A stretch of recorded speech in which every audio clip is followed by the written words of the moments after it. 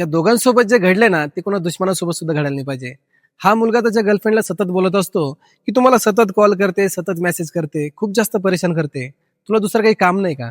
असं बोलतो आणि एक दिवशी रात्री मोबाईल सायलेंट करतो आणि झोपी जातो.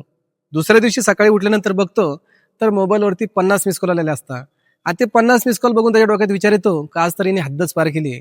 पण त्यानंतर तिने केलेला मेसेज वाचतो आणि त्याला धक्का बसतो. कारण त्या मेसेजमध्ये लिहिलेलं असतं की माझ्या गाडीचा ऍक्सिडेंट झालाय, मला खूप जास्त ब्लडिंग झाली आहे आणि मला आता असं वाटत नाही की मी जगू शकेल. प्लीज माझा कॉल उचल, मला शेवटच्या वेळेस तुला बोलायचंय. मित्रांनो, त्या मुलाला त्याची चूक लक्षात येते. आयुष्यात त्यानंतर तो कधीच मोबाईल सायलेंट करत नाही. पण त्या नंबरवरून त्याला आयुष्यात कधीही वापस कॉल आला नाही. कारण त्याने त्या व्यक्तीला गमावलेलं असतं. तुम्हाला फक्त एकच गोष्ट सांगेल, एखादी व्यक्ती जर तुम्हाला सतत कॉल करते, मेसेज करते, याचा अर्थ असा नसतो की तिला तुम्हाला परेशान करायचं असतं.